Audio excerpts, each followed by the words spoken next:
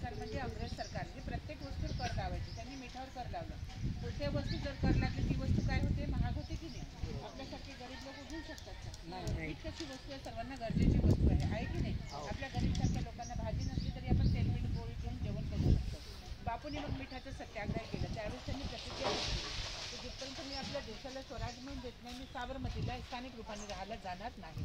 बापूंनी मिठाचा सत्याग्रह केले 1930 मध्ये. आपल्याला स्वराज्य मिळालं का तेव्हा?